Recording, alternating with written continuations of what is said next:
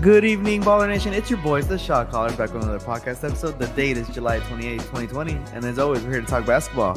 We got a dual episode on deck for you guys. I'm your host, JV, and with me today is Richard Bustos. I'm Rich, and I'm pumped, and I'm last. There's no one after me. Let's do it. Let's get right in this. Love the enthusiasm. As always, Rich, we are ready to talk some NBA basketball. We are down to our final 8. We're going to knock out 4 teams today, and then we're going to have a final episode next time to close it out with the final 4. But before we do it, let's go over some social media. If you don't already follow us on Twitter, we are at Shotcallers Show. Instagram, _Shotcallers. We are on YouTube, The Shotcallers. And of course, we are on Apple Podcasts, Breaker, Radio.com, Pocket Cast, and Spotify. So if you use any of those, just search The Shotcallers and you'll be able to find us on there. Leave us a review, comment. We appreciate any and all of the love. Without further ado, let's jump into some NBA news, Rich, before we go into our 4 teams. What's on deck for today?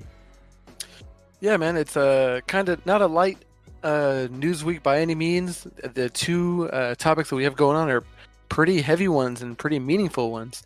Kyrie Irving made some headlines in a positive fashion this week because he has announced that he's got a $100+ million fund in the works in order to support WNBA players that are abstaining from their season resumption this month. That's happening in their own bubble, not too far from the NBA campus.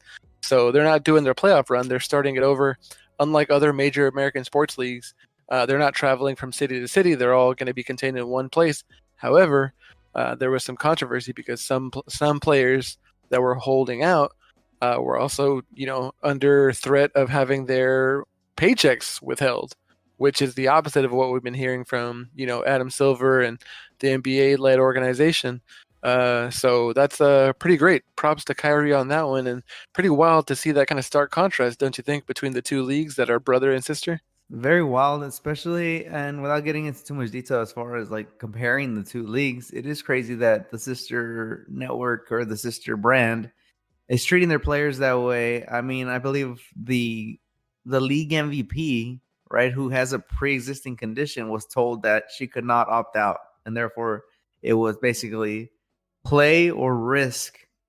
I mean, worst case scenario, death, right? Because she has a pre-existing condition. So it's kind of ridiculous, honestly, that we're at this stage in the sports world. I mean, sports are as big as they are, yet even our best athletes are having to make that choice. Right, something that nobody should have to make: their health versus the well-being of their family, right? Because they got to be able to put food on the table. Even the league MVP is being told, no, you got to risk it, or you're not getting that paycheck. Yeah, exactly. I wanted to kind of give myself a little more detail here. What number did I say earlier, JV? As far as the numeric figure? I believe it's 1.5 million that Harry set up. And if I said multi-million, I just didn't want to make a misstatement. 1.5 million, and I'm sure it can fluctuate as more people, donate to the cause, from NBA players and members of the NBA community, and that is actually a talking point in itself because at first when you see 1.5 million, it doesn't sound like too much money when you think of other NBA players and rotation players that are making multi-million per year. But that actually goes a long way when it comes to paying these ladies that are, playing professional basketball league, for the WNBA. So that was kind of something that I definitely took note of. So yeah, pretty crazy, and it'll be interesting to see how it continues to play out as the season continues. Yeah, a similar thing was done, I believe. I can't remember the player, but in the MLB, because the minor leaguers also were, they don't make a ton of money.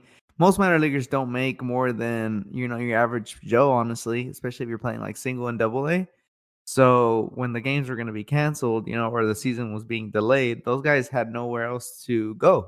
They had nowhere else to, just immediately start providing for their families.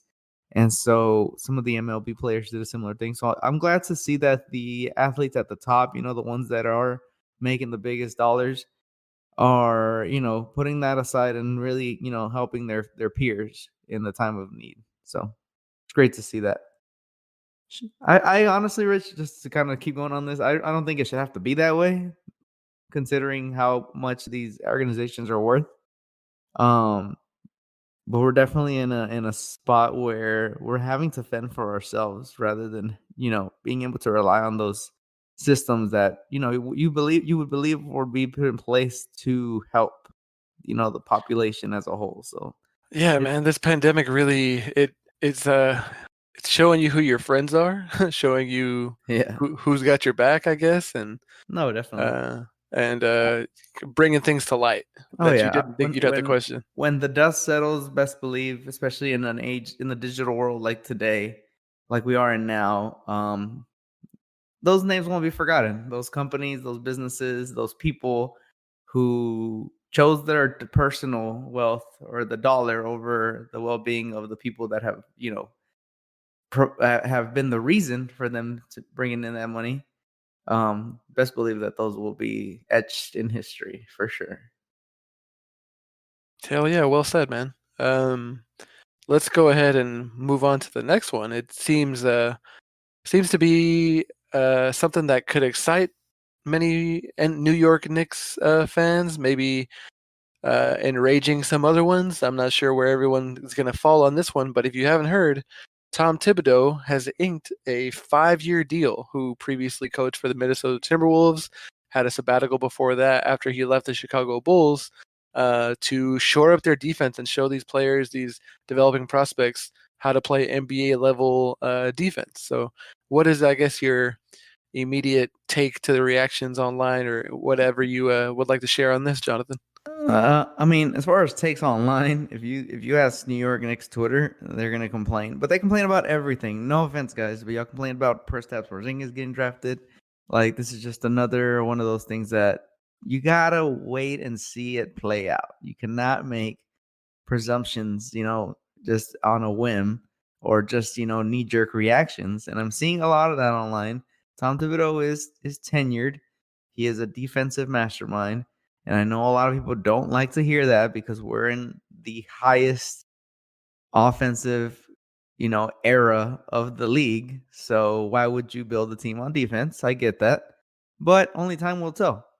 Um, as far as Tom Thibodeau, like I guess. Like, what are your alternatives?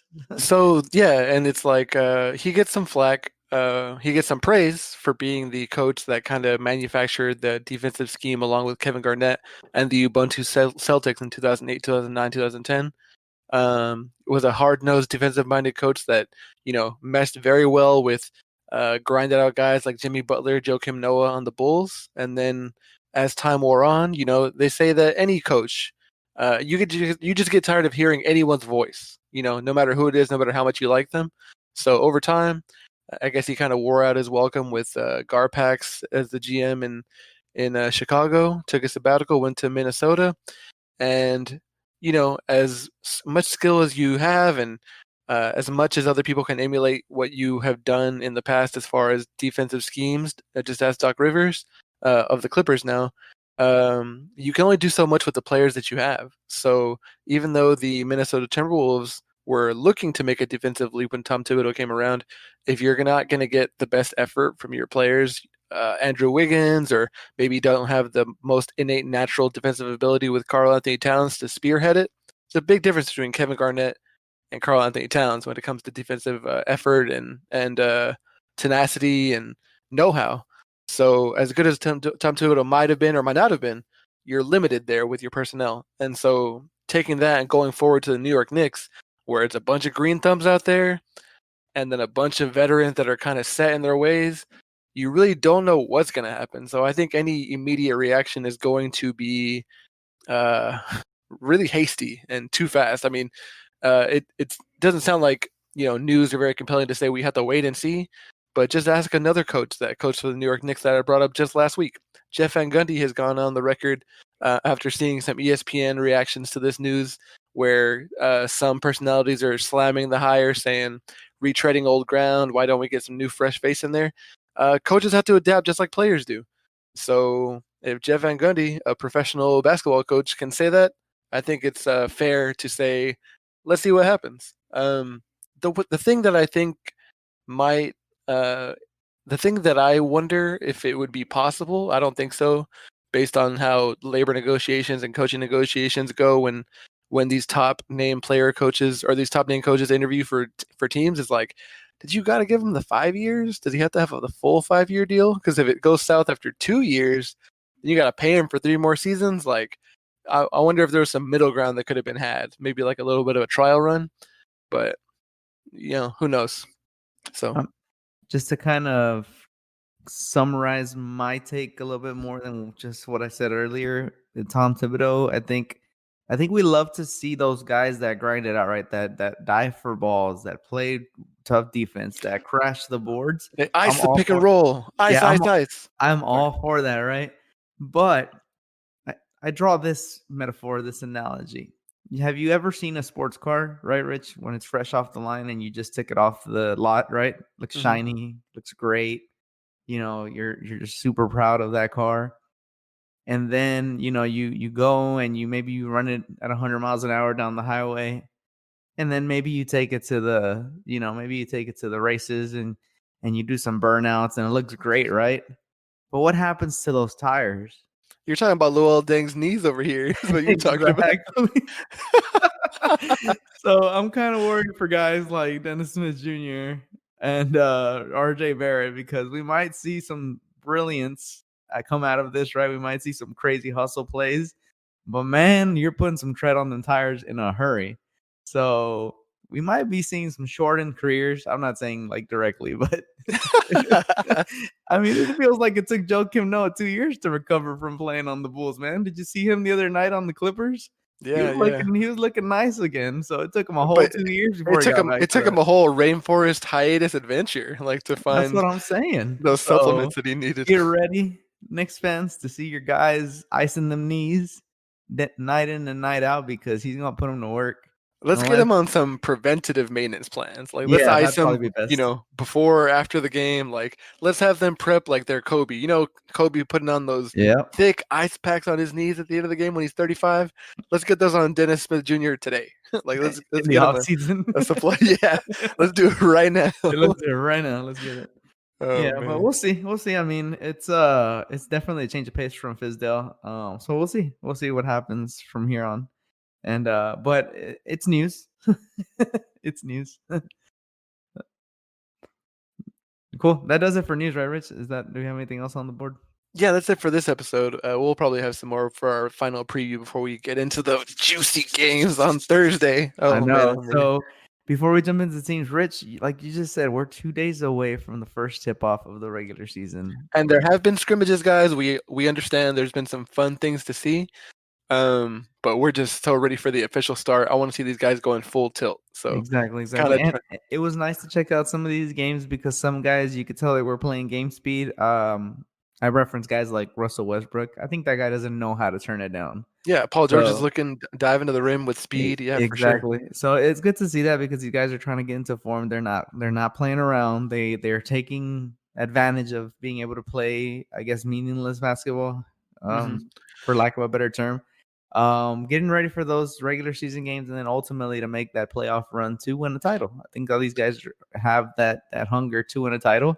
So it has been exciting to watch, but nothing beats actual games. So 2 days, Rich. Did you ever think we'd get here? Did you ever feel like it didn't feel like it, man? This quarantine situation has really messed with my sense of time, and just bringing up those scrimmages like you did just now and talking about those players, it wants me to just let you know what I've noticed in the past couple of days. And I really want to just say that there's 2 things that I really like from the layout, or the new kind of, I guess, the context in which we'll be watching these games, which is on this ESPN Wide World of Sports campus. One, I love the rail cam. Like, they have this, like, one of these alternate sideline angles that you normally can't get because there's rows of fans on either side of the court. So imagine the referee, the side judge that's running down the court after the players on the far end of the court. That's what it looks like the camera angle is. So it looks so smooth. So they'll turn it on when a guy is going to start penetrating from the 3-point line, and it just follows him kind of towards the basket from a sideline angle, and you can still see a lot of different, angles from behind players that pass the camera. Like, it's so smooth. I really like it. And then the other thing I really like is I actually like the giant billboard banner that takes it's like 100-foot long screen all alongside the back of the arena where the cameras face.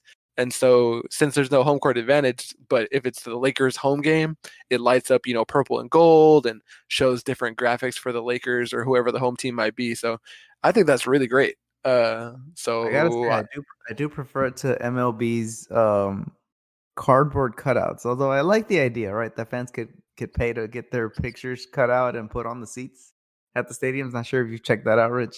Yeah, yeah, yeah. I gotta say, I do like the NBA's take on it better.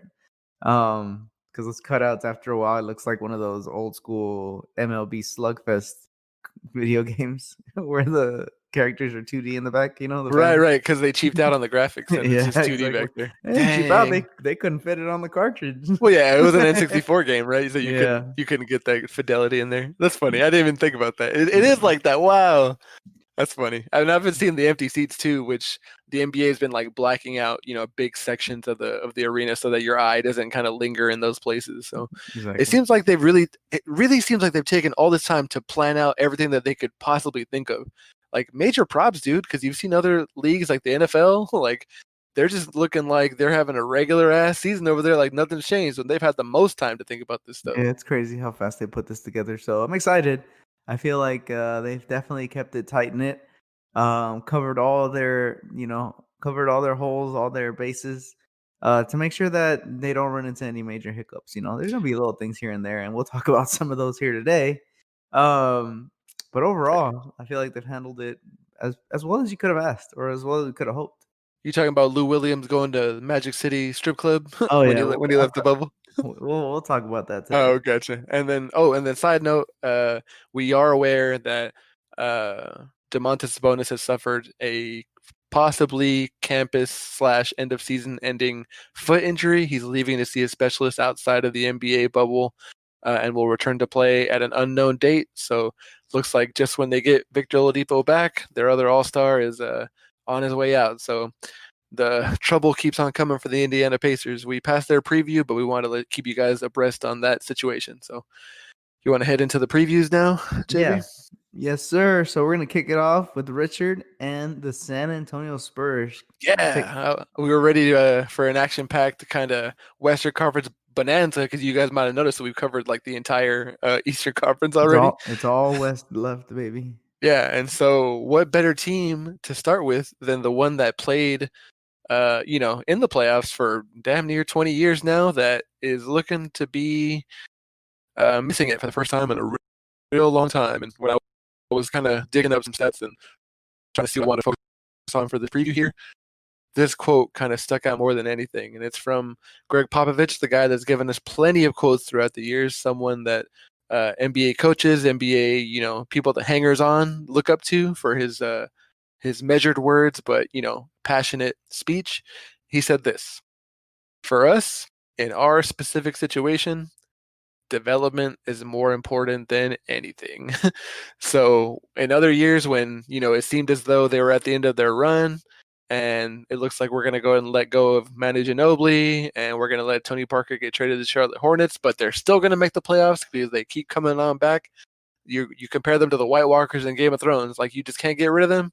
It looks like Greg Popovich is kind of letting his finger off the trigger a little bit and saying, time to develop these guys because it's going to be pretty hard to make the playoffs, especially since they're missing LaMarcus Aldridge. The things I'm going to be looking at is I'm going to be looking at their 3 or 4 young core. I don't want to say young core because that implies that they're set on them for the future, but they want to see what they can get out of them in the most high-profile games that a non-playoff team or a non-playoff team can get. When you compare it to the 8 teams that are not on this campus, they have questions about their developmental players, but they're not going to get the opportunity to play against good playoff teams to see what kind of offense they can run against competent defenses, teams that are trying to win. So we know LaMarcus Aldridge is out. That means DeJounte Murray is going to keep on playmaking. He's been doing it this season when DeMar DeRozan isn't handling the ball exclusively.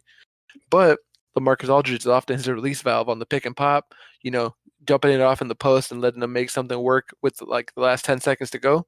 With that option not there, and if DeMar DeRozan, is going to be deferring just a little bit to DeJounte Murray, a little more than usual, we're going to see how good his handle can be in those tight situations. His shooting hasn't always been the best, but it's been kind of on an uptick since he came back from injury last season. We're gonna see if this new environment bodes well for that. And then they're also missing Trey Lyles, another competent shooter on the wing, but that just means that they're gonna be going with this small lineup of DeJounte Murray, Derek White, who we saw have some flashes last season against the Nuggets, and then Lonnie Walker. Lonnie Walker seems like you can actually run your offense a little bit through him. You can get him on the pick and roll, or if he's going to be the screener, you can toss it to him and let him make a decision on the catch while he's dribbling towards the rim. So it's going to be interesting to see that kind of go into overdrive. And besides that, DeMar DeRozan is going to be doing the things that he does. Like, I was looking back at the top 10 dunks of the season, and man, DeRozan was dunking on the entire Toronto Raptors team when he played him this year. So people want to say that he's not flashy or that he's not as exciting as some other guys. He's the closest facsimile of, 2002 to 2006 Kobe Bryant that we have right now. Everyone else is a, run your entire offense through me, James Harden, Luka Doncic, Giannis Antetokounmpo, LeBron James type. But DeRozan is like, hey, I'm at the free throw line extended. I'm going to dribble a little bit, give you a little bit of post move, show you the footwork, give you a fadeaway, or I'm going to get all the way to the rim and dunk it. It's not manufacturing every single aspect of the offense through me. He's like kind of the shining spoke on the wheel where it's just different. His footwork looks so great. I'm excited to see him, even if it doesn't kind of translate to what we're going to be seeing in future seasons, as he is at the end of a contract year, or he's going into his next year being a contract year. So kind of contrasting from the developmental versus what I want to see out of DeMar DeRozan, but that's what I'm going to be watching for, and I hope you guys get to see some dunks for him this year. So two other players of note that I'm really watching. Keldon Johnson, their perimeter wing defender in his rookie year, looks really promising. He's able to really slide his feet, catch guys on the perimeter, and we all know that small forwards have a lot of precedence in today's league. So if they can see someone that can be a rotation defender and maybe learn to shoot a little bit more down the road, I think that could be promising. And finally, I mentioned DeMar DeRozan, formerly of the Toronto Raptors. The other guy that came down to the Spurs with him, Jakob Poeltl, is in a contract year himself. Big man, plays the 5, gets some rebounds, has a little bit of soft touch around the rim, can shoot the 3 every once in a while. He's in a contract year right now, so he's looking to get himself a contract. So I'm wondering how much he's going to be able to show himself, show his mettle during this kind of pseudo playoff run, these seeding games. Because someone's going to have to get him paid. He's going to get paid from somebody. But with the way that this forecast of the season, the financial ramifications of the pandemic and, stopping the season, I wonder how aggressive the Spurs will really have to be with this contract. So those are the players that I'm kind of taking note of.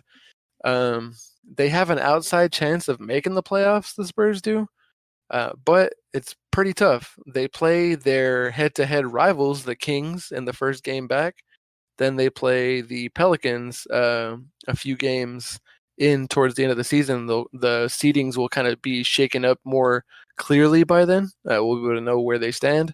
Besides that, the other 6 games they have are all playoff teams. They are not playing against the Suns. They are not playing against the Washington Wizards. They're playing the Grizzlies, the 76ers, the Nuggets, the Jazz, Pelicans, Rockets, and then the Jazz again. So it's looking tough. I know I've given a lot of things to think about, JV, but of what I've mentioned, what's kind of sticking out to you right here? Well, first off, the comparison to Kobe Bryant, I'm trying to guess how many people are currently cursing you for that. Even though I agree personally, right? But most people will say DeMar DeRozan, Kobe Bryant, though they're light years apart.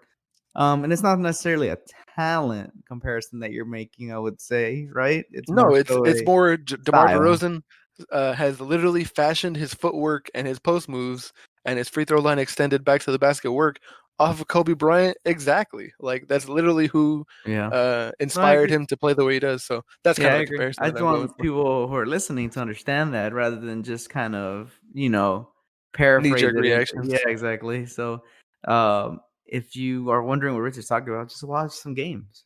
Watch some games that you don't know what he's talking about. Secondly, it's not the most favorable schedule. I agree for sure. And I think that's probably why that in conjunction with, Popovich's comments kind of tell you that I wouldn't say they're checked out, but they're kind of saying, okay, let's get these 8 games out of the way. Let's get some experience under some guys' belts and let's go home. Although they're mathematically right in the nick of things, like right in the middle, right? They're only 4 games back of the Grizzlies. They win a few games, maybe they go, 5-3, 4-4 even might get you, right there. Cause who knows what the Grizzlies are gonna do.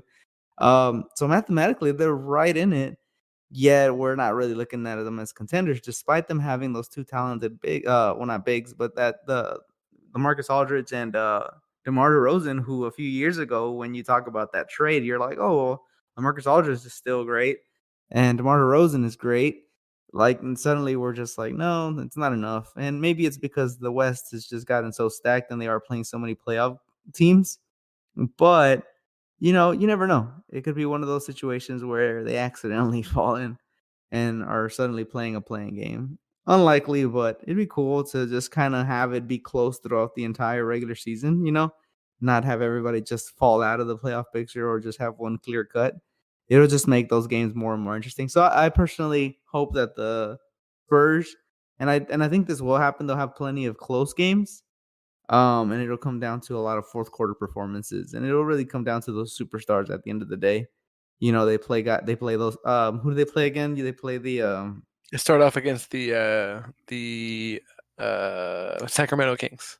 Yeah, so that one, I mean, I could see them winning that. When the schedule gets a little bit tougher, when you think about how they match up against like the Rockets, that's just too fast paced. The Jazz, their bench is just much better, and they play them twice, right? So that's where I could see that being a problem with the Jazz. And then kind of similar thing with the Nuggets. When I think about the Nuggets and the Jazz, I think a lot of people and I think a lot of people would agree with me. They're interchangeable. Do you feel that? Do you ever feel that between the Nuggets and the Jazz a little bit? I think what you mean by that is that people, when they look at the Western Conference, they're like, "Oh man, Lakers, Clippers at the top," and then you kind of look towards the bottom. Anything can happen with the Rockets, but then with the Jazz and the Nuggets, and in years past, they haven't made the deepest playoff runs, so it doesn't seem as though they're a major threat to make some noise and maybe make a Western Conference Finals, But since I they're would both argue in that that boat.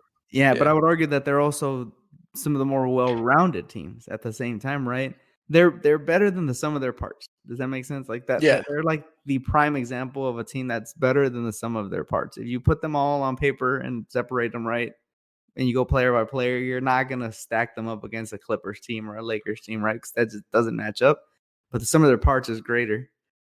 They're greater than the sum of their parts.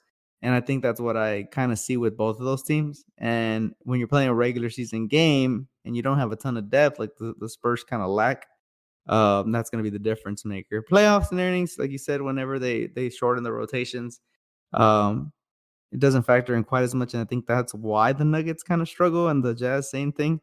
But the Spurs, they just won't be able to match up because they don't have that star power. They have two very good players, but they don't have great superstars. So, um, hopefully we can see some development, as Popovich would put it.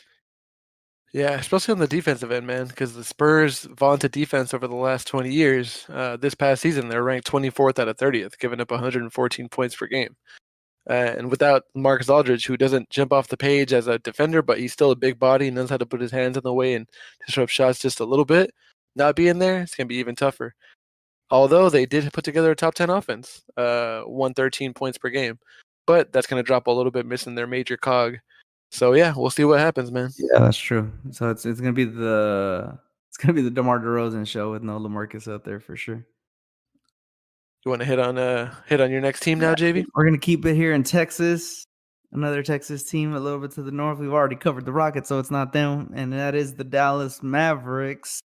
So the Dallas Mavericks, right? One of the more exciting teams, just because there's so much freshness. All right, you got young guys, you got young core. This is an actually true young core, Rich. I know you hate that term, but they are Yeah, a I get true tired young of it. core. You got Luka Doncic, MVP candidate. Probably won't win it, but early on was really considered a top 2 candidate. but defending rookie of the year. I guess you can't say defending because you can't defend it, but reigning rookie of the year winner, and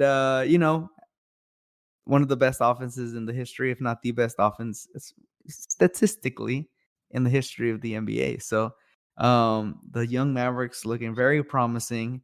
They were riding kind of a hot streak, and then suddenly, the pandemic hit and kind of threw everybody obviously for a roller coaster.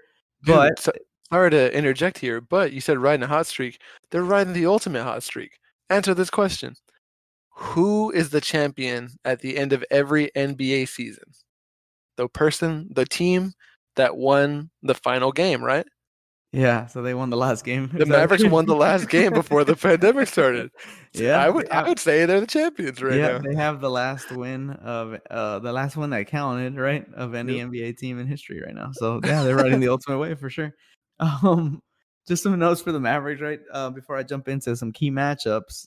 As far as testing positive for COVID, nobody on the Mavericks tested positive that we know of. And then as of last week, nobody tested positive that was already on campus. So that was really good news to hear last week. However, this week Porzingis did miss his scheduled test. So even though everybody tested negative, guys, they still have to test on schedule. They still do repeat tests. That is how diligent they are being with the entire thing. They don't want to risk something throwing a wrench in the plan, and then suddenly we have to cancel the whole thing, which is why they do so many tests so often, right? And Porzingis missed it. And it was on an off day. The Mavericks were not practicing. They didn't have a game, and yet homeboy decided not to show up. So what does he get? He gets to quarantine. I believe I don't know how many days. It was only a few days for him since he didn't leave the campus. He just missed the test, right? A little bit different when you leave the campus. So he wasn't able to play in the game against Indiana, so we didn't get to see him out there. See kind of how he was doing. We saw in the first game that he was looking hot. Still shooting the jumper from 3, still getting to the rim, being able to deliver passes from the interior. He had a couple of nice dishes to Luka out of the post. And I just wanted to see a little bit more of him, right? And I think with somebody like him who came off an injury last year, was kind of playing limited, not minutes, but limited games. Like, they were kind of monitoring him. They were kind of playing it safe at times. They'd be like, you know what? You've played this many games in this many days. Let's sit you down for this next one. I think he could use as much practice as possible, as much in-game practice as possible. So it's kind of a shame that he would not show up and then not be able to get that real in-game time, right? In that game against the Pacers. So that was unfortunate. But nothing too huge. Like I said, he didn't leave campus or anything like that. He just didn't show up to the test. So he's back with the team. He should be playing this week. Should not miss any of the regular season games whatsoever. Another player that actually also missed it was Paul Millsap. So something about those power forwards and centers, they just don't want to show up. Paul Millsap also missed for the Nuggets, so he also didn't get to play. So just kind of to give you guys an idea, the NBA is being real strict on these things. It's kind of like a zero tolerance, right? You mess up, you're gonna have to quarantine. You're gonna have to miss those games. So I can't imagine this happening in a regular season game, Rich. But what could you what do you do to that player? Let's say you're in the regular season, or you're in the playoffs, and there's a scheduled test, and your guy doesn't show up. What do you do? I think you have to just go on your Apple device, on your iPhone. You need to have all your players on the Find My Friends application. And as soon as it's testing time, whoever the trainer is for your team, the coach even, Casey Smith, Rick Carlisle, it's like, all right, this guy's about to miss his test. You guys have 1 hour to track him down. You find My Friends on your phone, and it's a full-on search party. You got to go get that dude and drag him over there. No matter if he's indisposed, whatever's going on, if the championship's on the line, hopefully he's okay physically.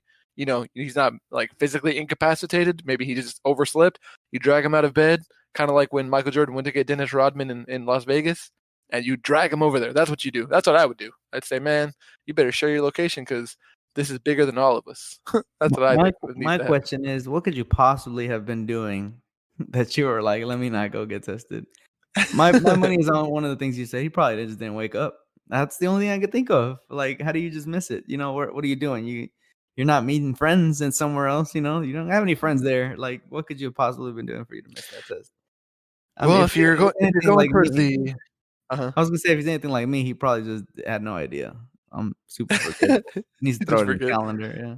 There's a chance that, if we're in the later rounds of the playoffs in this hypothetical situation, the families do get to come to the campus. So if you haven't been seeing the, most important person in your life for a couple months, maybe you're just really tired from the activities the day before and you really slept, Yeah. so that's a possibility too. I feel you for sure.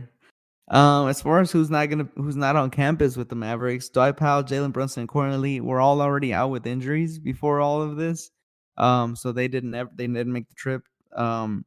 As well as Willie Cauley-Stein, who actually Brian Brokoff was cut so that they can bring in Willie Cauley-Stein. But Willie Cauley-Stein decided to stay home due to the birth of his child. So congratulations to him on a beautiful baby boy.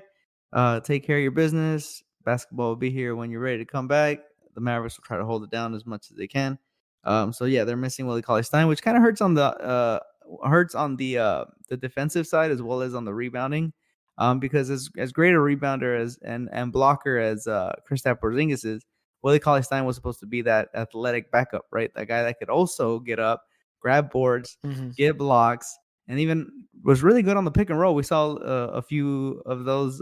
We saw a little bit of him in a Mavericks jersey, running the pick and roll. Very smart, catches the ball. It's not all over the place. When he catches it, he has control.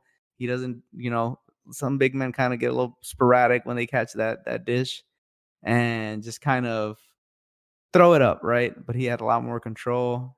He had enough air to kind of change direction in the air. I don't know if you ever got to see that, Rich, but he'd Yeah, get yeah, up in yeah. the air and was kind of able to redirect the ball. It wasn't like, oh, let me just throw it off the glass. I saw a few times where he kind of switched hands. So that really impressed me just because you don't see that from big men too much.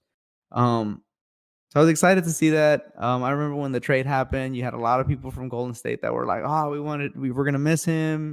They really liked him as a person and as a player. So that was a piece that the Mavericks were hoping to count on for this playoff run. Won't be with them, but life goes on. As far as the hotel they're staying in, they're in the mid tier. They're in that Grand Floridian, so they don't get the fancy. They don't get the fancy hotel, but I'm sure they're doing Dude, just fine. that yacht club is And where it's at. It's got the best interior design. If I've been seeing the the have you? blogs and the vlogs, yeah, man, the Spurs and the yacht club, we're happy. So that's all I got to say about that. One thing I will say though about the Grand Floridian is it makes a nice DJ hall. I don't know if you saw early on when the Mavericks were got there. I gotta tell you, the Mavericks seem to be having the most fun of any of the Oh teams yeah, out there. You've got Maxi Kleber on the ones and twos playing music while the rest of the team, they all went to their balcony.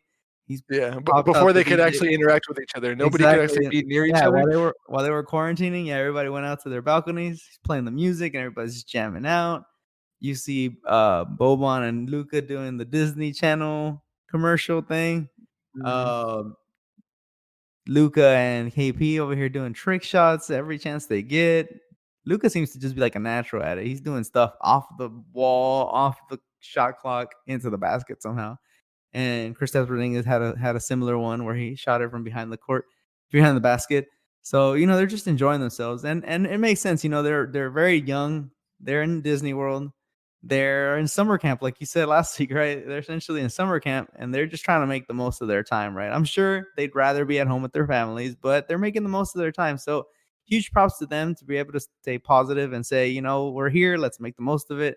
And let's be kids while we still are, because they are kids. I mean, to me, even they're kids. I'm freaking 30. Dude, Kristaps and Luca are both under 24. So you said Exactly. young core, like they're legit young. They're a legit young core for sure. Some key matchups for the Mavericks on July 31st. They play the Rockets. I just chalk this up to the fact that they're a game and a half behind the Rockets. So if they want to avoid the Clippers in round one, which I think if you ask them if they could choose to play the Clippers or the Nuggets, I think if you asked anybody, would you rather play the Nuggets or the Clippers? No offense to the Nuggets, but the Clippers are just loaded. And so Bull is very offended by you. Bobo's very offended. I'm sorry, Bobo.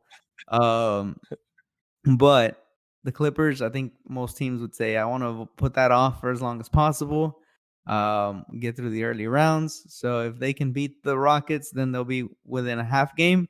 And then it's a lot more practical for them to move up to that fifth seed and not the fifth seed, the sixth seed, and avoid the Clippers in round one. And then, of course, another key matchup is against the Clippers, August 6th. So they're still going to be that's still their likeliest opponent. In the event that they can't take that game over Houston, they'll be pretty much secured in that 7th seed. I don't see them falling all the way to the 8th and having to do the playing game stuff. That would just be catastrophic for them. I just don't see it happening. Based on their schedule, they only play half of the games are against playoffs, half of the games are against play-in teams. So even if they go 50-50, they really only need to take 3 out of the 8, and pretty much they're good. Like they take 3 out of the 8, there's no way they're in the 8th seed. There's no way there's a playing game, so they'll be good. But yeah, that'll be their likely first round opponent in the Clippers. So that'll be their 5th game. Sorry, their 6th game. So at that point, the Clippers are kind of already back in their rhythm, and so are the Mavericks. So just a nice test to see where they're at, so that they can kind of get an idea for maybe some scheme changes if they see something different from the Clippers. Seeing just how they stack up. They're not going to stack up athletically, and that's something that I want to note with the Mavericks that I'm kind of worried about, not just against the Clippers, but in general. They don't have great on-ball defenders because they just don't have a lot of athletes. As Kristaps is great at the rim. He's a great shot blocker. He's the guy that's going to meet the dude after the first guy's been, crossed up. Yeah. The weak side defense, exactly. But they're just not great on-ball defenders. They usually get beat off the dribble. Max Kleber's probably one of the better ones, right? And typically he's the guy guarding the best wing player, and we've seen that throughout the season. He's very good, but even then he can get into some foul trouble. So that's probably kind of their Achilles heel, the fact that they're not great on-ball defenders. But as we've seen in the past, the Mavericks, Rick Carlisle, he schemes up some nice zone defenses, so that should keep them afloat. They're not terrible defense. They're middle of the pack. It's just that when you're playing in the playoffs, you do have to have some solid on-ball defenders most of the time. But again, like I said, Rick Carlisle is very good at playing zone defense, very good at scheming up some defenses to make the guys uncomfortable and force them to shoot not preferable shots, right? Which they can run into some danger against teams like the Rockets, where just everybody can shoot threes. So that would probably be, in my opinion, their worst matchup to run into in the playoffs, just because they have so many shooters. And so zone you kind of get killed, right? You can't really play a whole lot of zone against a team where everybody can shoot threes, because it's pick your poison at that point. They just shoot right over it. Yeah, they shoot over the zone, and that's what they can do. Yeah, exactly. They did sign Trey Burke on July 1st. This is his 7th year in the league. Nothing crazy, he averages career-wise. He averages 22 minutes a game and 10 points a game. So just a backup in the event that you need somebody to eat some minutes. Nothing crazy, but they did sign him on July 1st. And then just some final notes. I talked about the Mavericks offense. The Mavericks, I don't know if you knew this, Rich, but the Mavericks are the number 1 offense in the history of the NBA. Did you know that? Yes, I actually have been hearing that kind of tossed around the past few months, and it's crazy to hear. Yeah, but they dip hardcore. So their offensive rating when it comes to their offense is 115.8. So for anybody who's wondering what offensive rating is, it's essentially a formula that takes, I'll boil it down to this: total points produced over total possessions times 100, right? So how many points are you producing per possession? So if you have over 100, essentially you're producing over a point a game, possession, right, on average. So to simplify that even more, every other time you're going down the court, you're getting 2 points, right? And the Mavericks are the best at that. They're at 115. When it's clutch time, which clutch time means last 5 minutes of the game is within 5 points, they dip all the way to a 93, Rich. So their efficiency just falls off whenever the games are close, which we know is just super common in the playoffs. Most of these games are going to be tightly fought, tightly contested.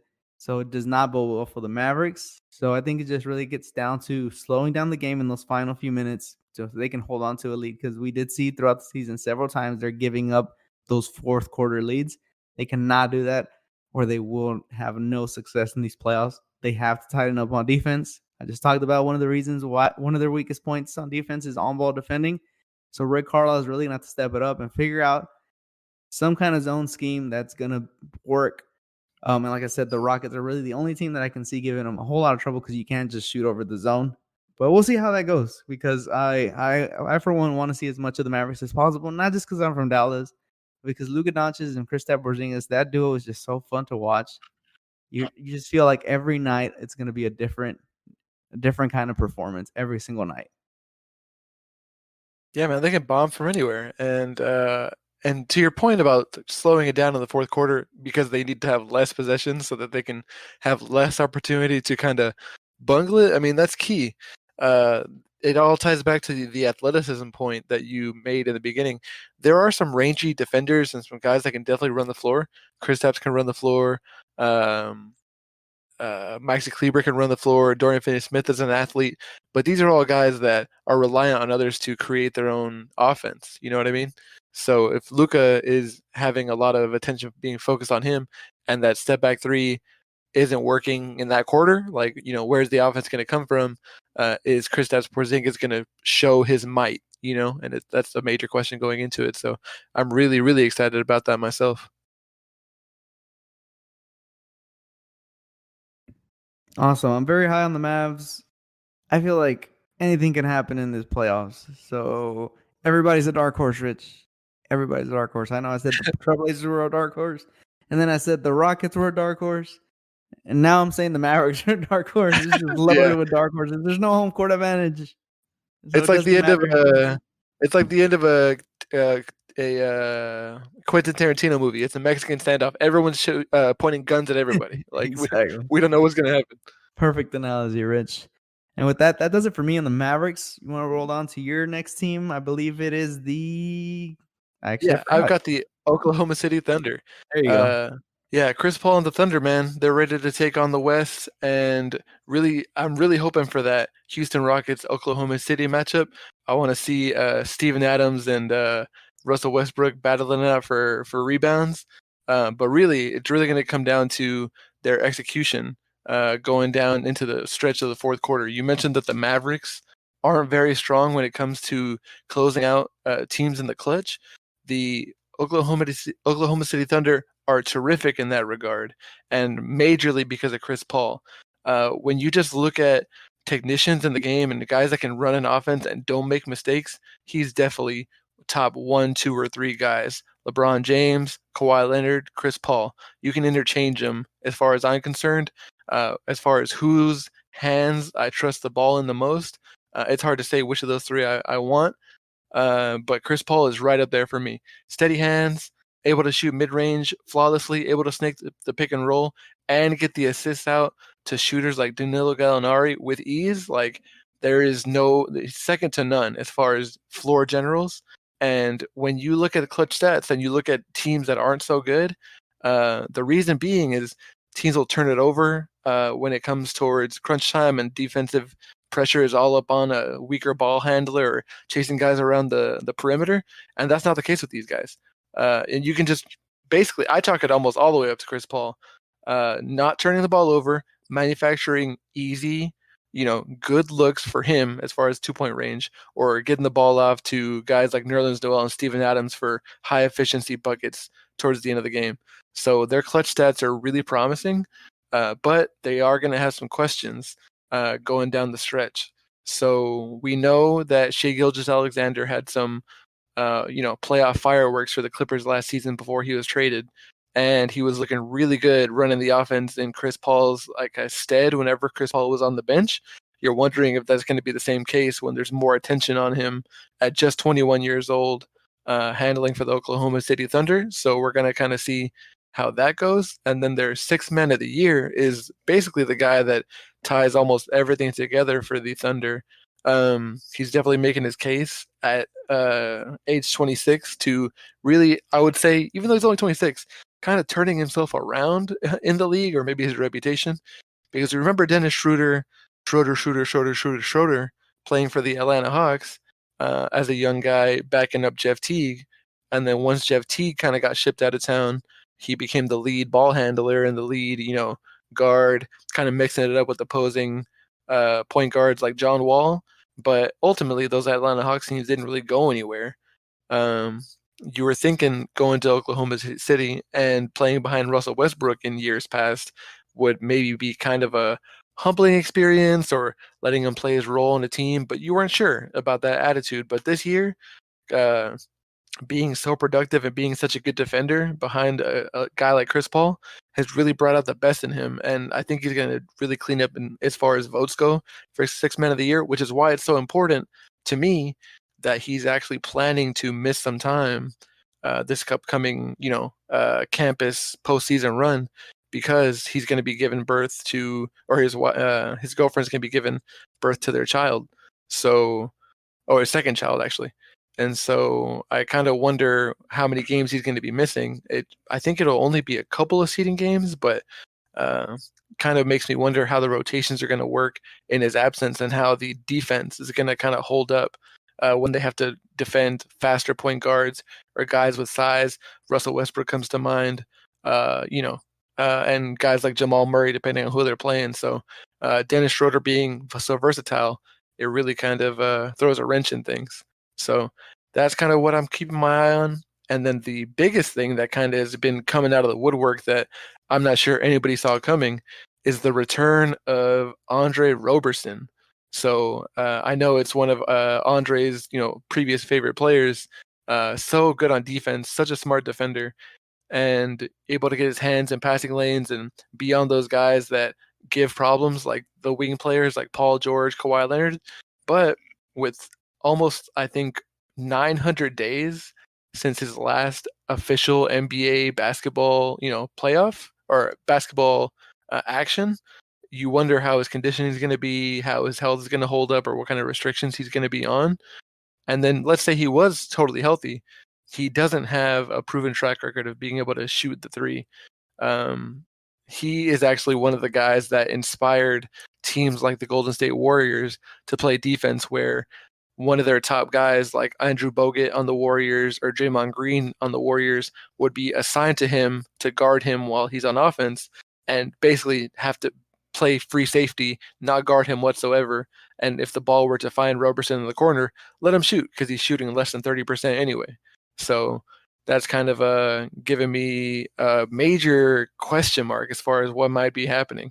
As far as their schedule goes for the upcoming playoff run, they're starting it out with the Utah Jazz, the Nuggets. Is basically almost all West until they get to a couple teams in the bottom half. So Jazz playoff team, Nuggets playoff team, Lakers, Grizzlies, both playoff teams. They got a little break with the Wizards, then the Suns. They close out strong against the Miami Heat and the LA Clippers. So for a team that had so many question marks going into the season, with Chris Paul being traded there, wondering if he's going to play, if he's not going to play, and then around the trade deadline with rumors of, is Danilo Gallinari going to be leaving, or is Chris Paul going to be traded to the Heat? Now we're going into the playoffs with some more questions, but I definitely didn't think the team was going to get here in this fashion, being as clutch as they are. And I gave you guys a quote previously from Greg Popovich for the Spurs, and I have one from Sam Presti, who, give him as much crap as you want to about the James Harden trade, because hindsight's 2020. You don't know what was happening there, but you can say this with confidence: he knows how to build competitive teams that other guys don't want to face. This is the team. This is the guy that manufactured the team that made it to the finals against the Miami Heat. This is the team that faced the Golden State Warriors, that won 73 games, and basically won 73 games and took him to the very brink. It took a nuclear performance from Klay Thompson to pull the Golden State Warriors out of the jaws of defeat. And so this guy says this. He says, when you're in the NBA, if you've done it long enough, you realize that there's a significant amount of randomness that takes place every single year. I think you've got to give the opportunity for the team to figure itself out. So for a team that seemed like an island of misfit toys, what do we have here? It's really a competent team with a mix of old, new, young guys that are rangy, lengthy, and actually have some shooting. So I'm really excited to see what's coming up for them on the schedule. Anything that I've outlined so far stick out to you, JV? Well, a couple of things. On Chris Paul, we all know how great he is, but when you talk about the clutch factor, I think if you were to run a straw poll, right, with just the first 100 people that walk out of an NBA stadium or whatever, you were to ask them, who do you think the most clutch players are, right, in the NBA right now? I think a lot of people would point to the three-point shooters. They'd say Klay Thompson, Steph Curry, Kevin Durant, all the guys that can shoot from three. But when you think about what is one of the more efficient shots, Rich, outside of like a dunk, right? Corner three. No, it's the mid-range jumpers. Oh Historically, yeah, those are higher efficiency shots, right? Now, if I ask you who is the most efficient shooter in history from the mid-range, who is it? It's Chris Paul. Chris Paul? Yeah. It's Chris Paul. So, but how many people would answer that question and say Chris Paul is the most clutch player? Maybe when you need three, right, to tie the game or to win it, maybe you wouldn't initially say Chris Paul, give the ball to Chris Paul, and rightly so, right? He's not a great three-point shooter. He's a good three-point shooter, but he's not amazing. He's not lights out. But to your point, when you're talking about him, they shoot a lot of twos, and when you're in crunch time and you need those buckets, you're down by 5, you're down by 6, right? A lot of people always think, oh, clutch. Jordan was clutch. He hit the game winner, game winner, right? We think about how many game winners has LeBron shot? He's not clutch or whatever. Whenever you're making the argument for or against, we talk about how many game winners. Well, when your team is down by 7 with 3 minutes left, or down by 10 with 4 minutes left, you have to get to within 3. You have to get to the point where you can shoot the game winner. Right. You got to put together you got to put together the run. Chris Paul is the guy that will do that for you. Chris Paul is the one that will get you those buckets from the mid-range or wherever he needs to and put you in a position to even be able to shoot that game winner, to have an opportunity to even win the game. So a lot of people know how great Chris Paul is, but I think it's definitely overlooked sometimes just how efficient and how effective he can be down the stretch when we talk about being clutch. Chris Paul is definitely clutch. I don't know the numbers. I don't have them in front of me, but time and time again, I've seen it. That very situation that I just pointed out to you, you need those points to get you into position to even be able to win the game. Chris Paul will do that. And I'm excited to see if he can do that with this team in OKC, right? Because to your point, they're going to put a lot more emphasis on guarding him. This is the time for when we talk about development, right, with the Spurs. You talked about what Popovich said. For us, it's more about development. Well, OKC is different, right? They're actually in a position where they're going to be in the playoffs and they can make a title run if they wanted to. But there's also that development. This is the opportunity for young guys like Shai Gilgeous-Alexander to come into their own and say, you know what? All this attention is being put on Chris Paul. He's going to find me, and I have to make the shot. This is my time to shine. So I'd be interested to see just if he's able to step it up in this kind of setting, because I believe Shai Gilgeous first year in the playoffs, second year. He made a splash with the Clippers last year, but in a much bigger role, I would say this year, right? So when you have all that attention around the general that is Chris Paul, this is his time to shine. So I'm really looking for Shai Gilgeous-Alexander to really step it up and show us that last year was just not just a fluke, and that he is here to stay, and that he can perform in crunch time situations, because Chris Paul will put you in a position to win the game. So that's who I'm looking at with OKC. Yeah, and so there's going to be the eternal Chris Paul naysayers that point to the collapse, the Clippers against the Rockets, the collapse against the Oklahoma City Thunder, where he threw the ball away in a disastrous 3 minutes. But you got to look back at the 2015 NBA first round, and you're going to say, but Rich, it was the first round. How clutch can it be? They're supposed to win. But that's not true. They were playing the defending champion Chicago, defending champion San Antonio Spurs in the first round, and a matchup that normally wouldn't have happened. But that season, Portland had a home court guarantee, or a top 4 seed guarantee, because they won their division. So a second or third round matchup was happening in the very first round. The Blake Griffin, Chris Paul, JJ Redick, DeAndre Jordan, LA Clippers versus the San Antonio Spurs went all the way to 7 games, when every NBA/ESPN personality picked the San Antonio Spurs to win that series. They took it to 7, and Chris Paul hit a game-clinching, game-winning layup over Tim Duncan. So when he's not being slowed down by unfortunate injury, he's putting his teams in a position to win more often than not. I'm going to say that those other examples that I mentioned were basically anomalous or an anomaly. So that's what I encourage you to go out and look up on YouTube. It was such a surprising or unexpected performance to so many people, but not to someone that can see the championship heart that Chris Paul has. Even if he doesn't have the credentials to back it up, he doesn't have the medals necessarily to back it up. Anyone that cares so much about winning that you grind everyone's nerves around you that's on your team, like you're committed to winning at all costs, even if it rubs other people the wrong way. I think he, just like Jimmy Butler, just needed to find someone that understands him on the same wavelength, and it seems as though he's really found it with the Thunder. So, and who doesn't get along? Who doesn't Steven Adams get along with? That's the other thing. Yeah.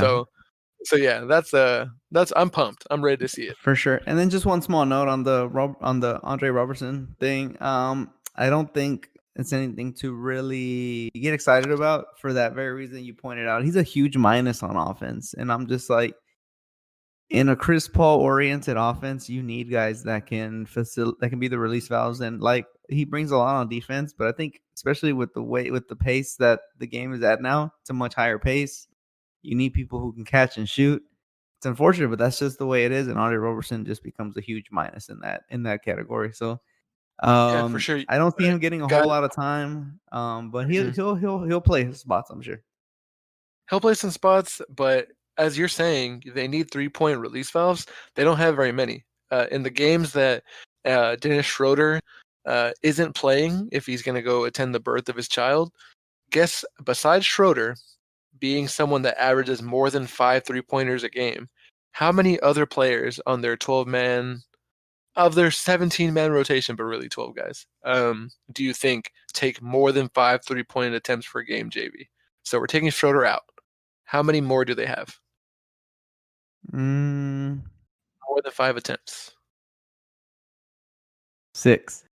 No, they have one. One guy takes more than 5 3-pointers per game for them besides Dennis Schroeder. Oh, okay. I heard that right. I heard that wrong. Sorry. Okay, so only one other person? Yes, only one other person, Danilo Gallinari. Chris Paul, he can shoot from 3. Shai Gilgeous, he can shoot from 3 as well, but they don't take that many attempts per game. They're both averaging under 5, with Gilgeous taking 3 and Chris Paul shooting 4. So they're not like a volume shooting team. And so if you're already having guys like, Steven Adams on the floor, Nerlens Noel, who are not going to stretch the floor, and then guys that are kind of passable, Terrence Ferguson, Hamidou Diallo, who are kind of known for their rangy defensiveness. If you're going to take another one of those guys off the floor and put Andre Robertson in, no matter how hot he's shooting in these scrimmages, guys, it just spells bad news, and you got to be able to keep up on offense. So that's kind of the major question for me is who's going to be shooting those 3-pointers for these guys?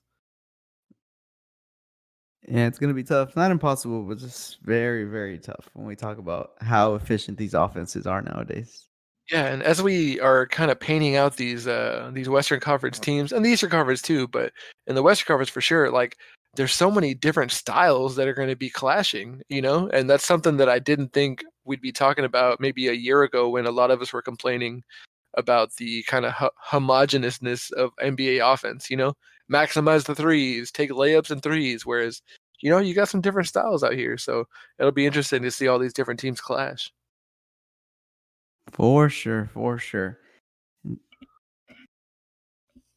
Speaking of teams that can score in different ways, I'm going to move on to the last team of today's episode, and that's going to be the LA Clippers. Need I say more, Rich? This team is loaded. We know what happened in the offseason. They acquired not only Kawhi Leonard, but also Paul George, and instantly became a favorite. Maybe not the favorite, but a favorite to win the NBA championship, and rightly so. So a lot to go over with the Clippers. I'll just going to go kind of rapid fire it, but if you want to chime in at any point, Rich, feel free. So the Los Angeles Clippers had a few people test positive for COVID. It came out not too long ago that Zubac actually tested positive the week leading into 4th of July, right around the same time that Landry Shamet tested positive. So two players tested positive, Landry Shamet and Ivica Zubac, as well as one of the one of the staff members, one of the 35 staff members, because you could take 35 people to the bubble. So before they left, there was also a staff member that tested positive and actually caused them to shut down their practice facility. So maybe maybe some direct or indirect contact. Who knows? There's no way of knowing with this pandemic, right? With this virus, how they got it, but 3 people got it. Thankfully now they have tested negative and they are actually in Orlando. I believe Zubac just arrived there 3 days ago and actually was on the court at the end of their last scrimmage game. So that's good to see. We want to see this team as full strength as possible. So it looks like they finally got their whole roster together, or it would appear. Just I say that because there's some stuff that's kind of happened in the last 10 to 15 days, Rich, and I'm sure you've What's heard been all about going it. What's been Yeah, going on, JB? Clue me in for on the the on the people at magic. home, I'm gonna start off with the small stuff and kind of work my way up. So Marcus Morris originally didn't travel with the team, but did arrive on July 21st. At first, they kind of were like, "Well, where's Marcus Morris? Where's his brother Markieff? Right, plays for Lakers." Neither one of them had appeared. They didn't travel with the original squad, and so there was questions about what's going on. Doc Rivers, Frank Vogel both kind of gave the same answer. Oh, well, we're not sure. Kind of, they got a pass. They kind of have an excuse, like an excused absence. Like when you get a tardy pass at school. Mhm. They kind of had one of those, right? And so nobody really asked many questions past that. But then eventually they did make the trip out. I believe Markieff won't be there till Thursday, but Marcus is there with the Clippers. So it's kind of cool that the twin brothers are both playing for the LA teams. Um, Marcus Morris, though, did say that he plans on leaving in September, though, because the birth of his son is planned for September. He's due in September. So while Marcus Morris is there now and he'll be there, he'll play as many games as possible. If this runs into September, there's a very good chance that Marcus will not be a part of that finals team, because that would be more so like the finals, right? We're talking September. We're talking the Clippers in the finals. So if that were to happen, Marcus Morris has already said, "Hey, I'm leaving. I'm not missing it for the world." He's going to go see the birth of his son, which I admire. I'm cool with that. Every day of the week, I will say, take care of your family. Dude, did we talk about this last episode? But it seems like these guys really have it planned out when they're going to have their kids in the typical off season. Yeah, they were like, you know what? In December came around, and they're like, you know what? I feel a pandemic coming across, Rich, and they decided to, Well, because this would have been back in November, I think. Yeah, right. Yeah, November. yeah, it just must be NBA training. Like, you're gonna have a kid, you better start, doing your thing in like the winter time because Yeah, you you're want to have probably them right. born in the summer. I think you're right. I think you're right for sure. For sure. Last week, Montrezl Harrell, he left the bubble for a family emergency. But he is in the process of rejoining the team. Nothing's been confirmed that he is there, but there's sources do say that he should be on his way back. So that's good to hear. Montrezl Harrell, of course, a huge cog in the machine that is the LA Clippers. When they run that smaller lineup, he is the starting center, and I think that's their most efficient lineup, if I'm not mistaken. Zubac kind of plays center when they want to go a little bit bigger, but when you're talking about their most efficient offense, you want Montrezl Harrell out there playing the 5. July 21st, Patrick Beverley left the bubble for a family emergency, but he has since returned. He was only gone for about 5 days, came back, did his little quarantine, and he's good to go. He shouldn't miss any games whatsoever. But here comes the big one, Rich, the one everybody's talking about. Your boy, or our boy, Lou Williams, everybody's boy, Lou Williams. On July 23rd, he left the bubble due to the passing of his grandfather, which is unfortunate. Condolences out to him and his family. But what everybody's focusing on is that, and Lou Williams admitted to this, it was reported that he was seen at Magic City Strip Club. But according to him, it wasn't for the girls, it was for the wings. So he What? went to get some wings, Rich. He just wanted some wings. So apparently these wings are famous. They're popular. Johnny Manziel, we all know we all know Johnny Manziel, or if you don't, he played for the NFL for a few years, played for Texas A&M before that, was um was a very popular figure in the NFL for a few years just because of his antics and whatnot. He came out and he said, "Hey, I've been there," and I believe him that he's been there. But he says, "Hey, those wings, man, those wings are good." So I mean, I'm a wing guy, so I mean, maybe one of these days I'll have to make it out to Magic City to test out these wings to see if they're really worth it.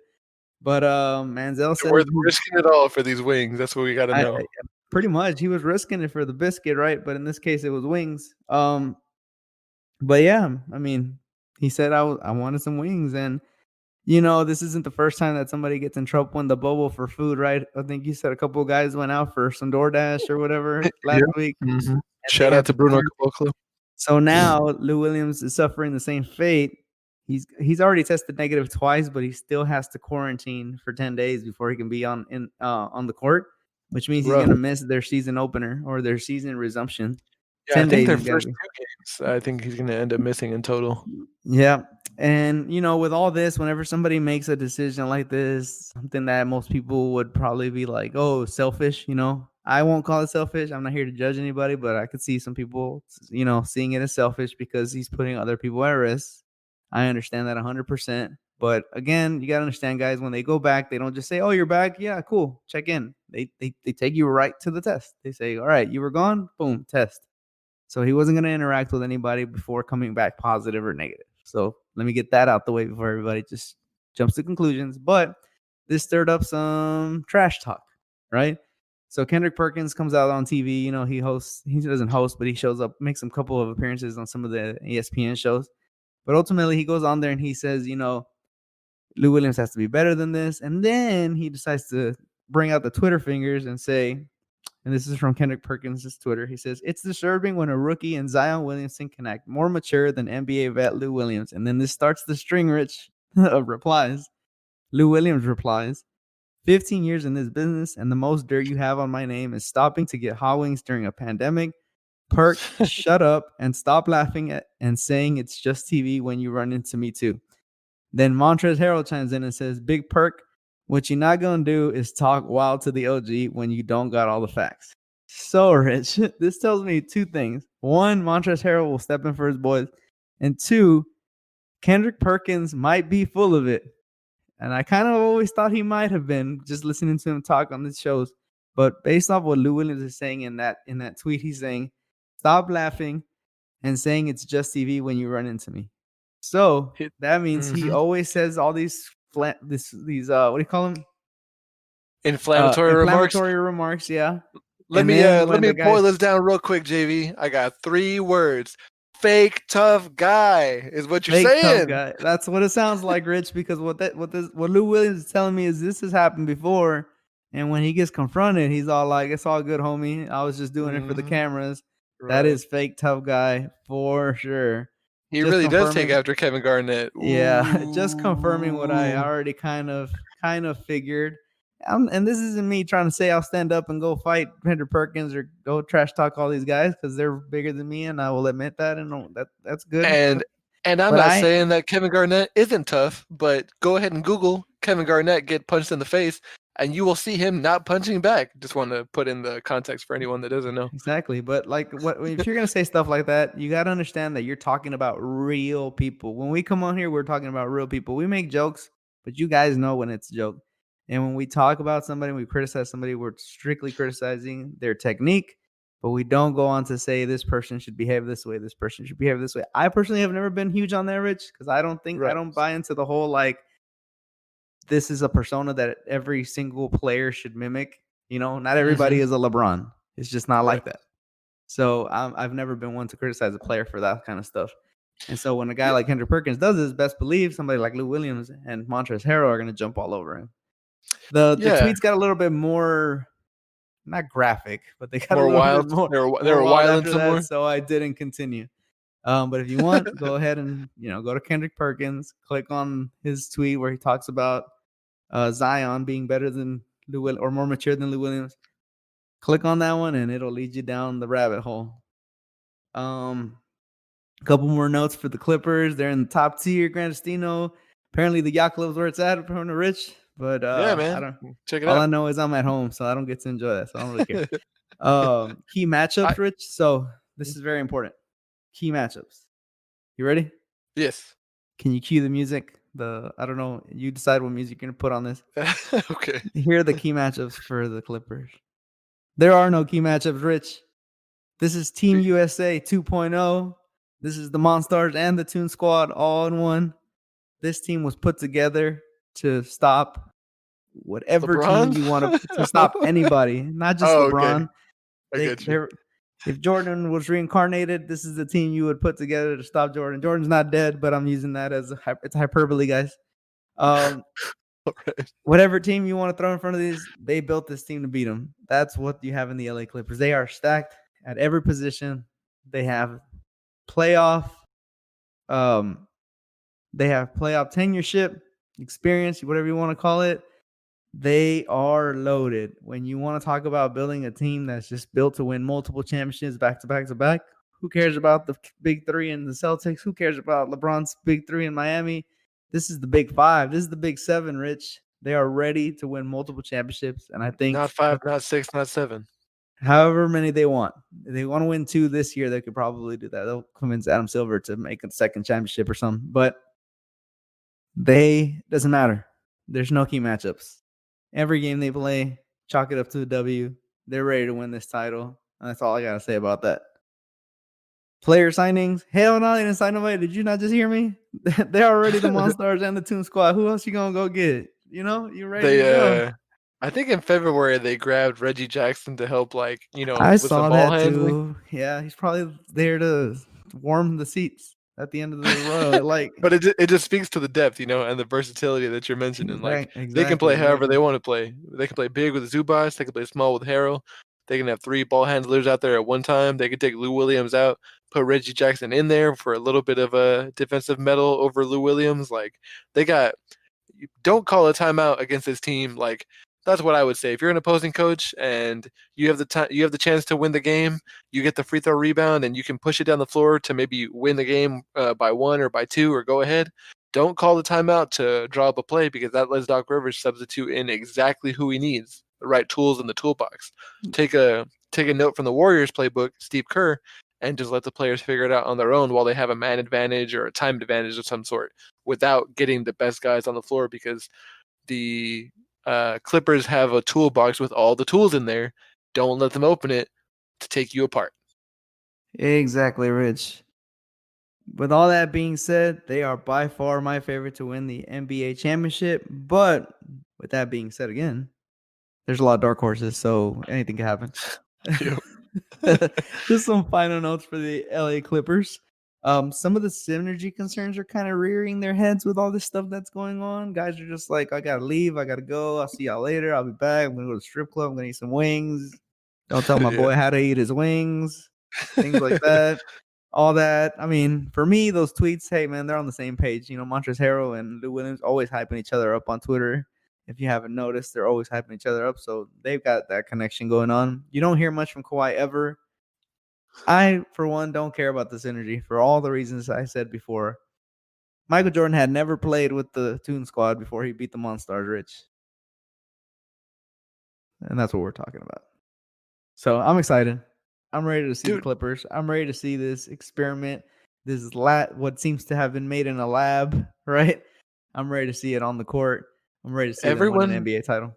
Everybody on their bench could start for at least a couple of NBA teams of varying success. So you got their starters, Pat Bev, Paul George, Kawhi Leonard, Marcus Morris Sr. Marcus Morris could start on plenty of teams. The Wizards, the Knicks, NBA teams as a starter. Ivica Zubac, he could be a starter for the Nuggets. He could be a starter for the Jazz, depending on the needs. And then these are the real bench players. Montrez, he can start on plenty of teams. Lou Williams can start on plenty of teams. The Raptors. JaMychal Green, he can start on the Rockets. He can start on the Jazz as a secondary defender. Landry Shamet has started on the Philadelphia 76ers. Reggie Jackson, though maybe he's a little bit past his prime, was just starting on the Pistons. So they've got 10 guys that are top however many in the league starter level players throughout the whole team. And we're harping on how versatile they are, but just let that sink in. If one lineup isn't working, Doc Rivers is not afraid to experiment and try another one. So there's going to be lots of tinkering to do and lots of different things to be watching. My lineup charts are going to be off the charts when I'm trying to watch these games. Yeah, before I wrap up on the Clippers, Rich, to give a more analytical take on why I think the Clippers are going to win. Obviously, the talent is there, but the ball movement, the key to why the Clippers are so good, and you kind of alliterated to it, or alluded to it. Sorry, when you talked about don't call timeout on them because Doc Rivers can put the right person for the right situation. That also happens on the fly, though. And guys, we talked about who was it? Who brought the weights all the way to Orlando? Wasn't that It wasn't PJ Tucker. It was the Jazz. So we Oh talked about the yeah. Jazz taking all the weights down there at Orlando and having all the conditioning, and maybe be able to outrun the other team. Well, the beauty of the Clippers is when we talk about Kawhi Leonard's success last year with the Toronto Raptors, right? A lot of people said, well, was it the load management? Was it the fact that his body was at another level, at another different level, because he didn't waste it away during the regular season and he was able to make this crazy run through the playoffs? The Clippers roster is the load management. If Kawhi Leonard could take entire plays off, he could take entire rotations off, because he has those other guys that can, you can toss it into the post to Montrezl Harrell, let him back down the guy that's defending him. Go free throw, hook shot. Boom. Got a bucket. You can give it to Paul George in the wing, one-on-one. I'm going to cook you. I'm going to get past you. I'm going to dish it out to whoever's playing, Lou Williams, you name it, right in the corner. Boom. They're going to bank it they're going to not bank it, but they're going to make it from the corner. Or he can just shoot it. He can just shoot it from 3. He can shoot it from 2. He can drive. He can do reverse layups. Well, you name it. Paul George, boom. Kawhi Leonard just took that whole playoff. Kawhi Leonard does it. Guess who gets to take a playoff? Paul George. So they are their own load management on the floor, Rich. They are going to be always coming at you at 100%, because there's no way they get tired out at the same level as other teams do. Because if I don't have the numbers in front of me, but I'm willing to bet that the utilization of LeBron James and AD, I believe the last time I looked at it, is about 70%, which means about 7 out of every 10 plays go through one of those two guys. That is not the case with the Clippers. And for that reason, these guys are always performing at a different level, because they are able to take plays off. So that's my reason why the Clippers are going to win the championship. And it's compelling, man. And they're not, just to further compare, it's not like Luka Doncic, Giannis Antetokounmpo, LeBron, where they have to generate that offense every time. They have in other industries, it's called redundant connections. If you don't have this one doesn't working, you got this other one, and that's what Paul George and Kawhi Leonard are. Man, when they got signed to the Clippers together last year in the middle of the night, like it was like an earthquake really happened. And it was an earthquake throughout the NBA world. Like, we were really excited to see what was going to happen, because both guys are great on defense, great on offense. Like, they play both sides and they can help each other. Like, I'm so excited to see all of their matchups throughout their playoff run. Yeah. And just to quote Max Kellerman, I don't know how people out there feel about him, but I do enjoy listening to him from time to time. Oh, me too. One thing that he said was, the Clippers took they took 2 games off of the KD Warriors, and then you added Kawhi Leonard and Paul George to that. Simple, but it makes the point, right? If that team was already on a level where they could take 2 games off of that team, the KD Warriors, probably the most broken team in history, and you added Paul George and Kawhi Leonard, it's hard to make a case against them, Rich. I can't make one, so I'm gonna stop talking. Cool. That does it for the Clippers. For me, we got 4 teams left to go, guys. We'll make sure to wrap that up before the first game of the resumption happens. So before July 30th, you will have that final 4 breakdown. We'll bring that to you ASAP. Make sure you follow us on Twitter so that you know when that next episode comes out. That is Shotcallers Show. Again, follow us on Twitter, Shotcallers Show. Instagram, _Shotcallers. We are on YouTube. Just search the Shotcallers, Apple Podcasts, Pocket Cast, Breaker, Radio.com, Spotify. We are on there. Once again, just search the Shotcallers. Leave us a 5-star review. We really appreciate trying to grow the show. We appreciate everybody tuning in. We hope you enjoy the content. If you want to reach us directly, you can also send us an email, shotcallarshow@gmail.com. We take questions, comments, concerns, criticism, you name it, recommendations. We will read that and get back to you promptly. That does it for this week's episode. Until next time, I'm JV. I'm Rich. And we are the Shotcallers. Catch you next time.